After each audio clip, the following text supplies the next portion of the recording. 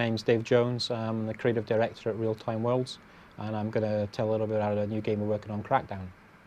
It's a big free-form city-based game, which we've had some experience of developing in the past, and we want to do something on next gen. We really wanted to make it so that the free-form, the sandbox stuff in the game was a real main integral part of the game. The backstory to the game is basically we have this very large city called Pacific City, which is basically overridden with crime. Basically, normal police forces they've given up hope. It's just impossible that, really crime-ridden, infected cities. So we have this new force set up called the agency, which is sort of last bastion of trying to get law and order back into the city. The job of an agent that works for the agency is really to try and clean up an entire city. So every player plays the game differently, and therefore, if you see how your friends played after a couple of days or something, his character's going to be very different to your character. He's going to have access to very different equipment. Physically, he's going to look very different as well, because everything that you level up physically impacts your character as well, in quite a profound way. The 21 kingpins in Crackdown are effectively your objectives, to find them and then take them down. Well, everything in the game is physical, so that's one of the things we wanted to do. We want to get away from this distinction of some things you can interact with, some things you can't, which we've always been hampered with.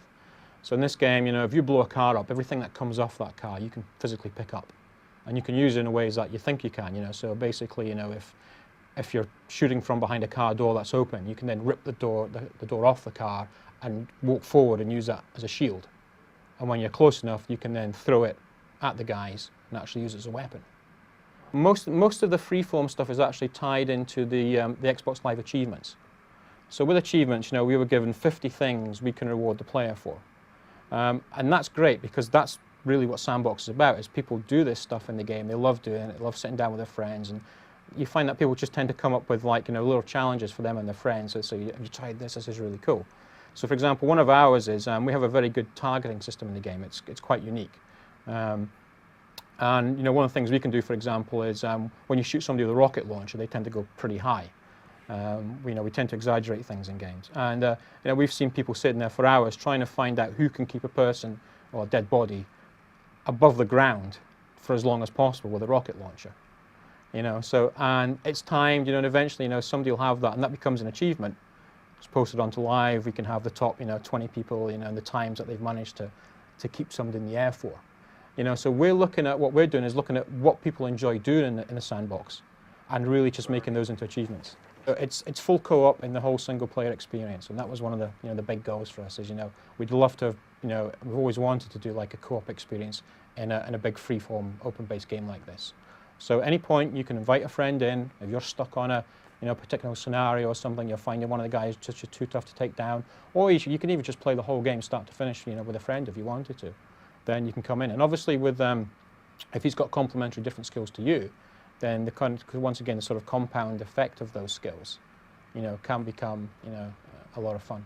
What 360 gave us was, like I said, the power to do things like the AI, to really increase the size of the cities, to give you tremendous vistas when you're up high, because obviously this game is about, say, going up the way and then just looking down and raining fire down on lots of people below you.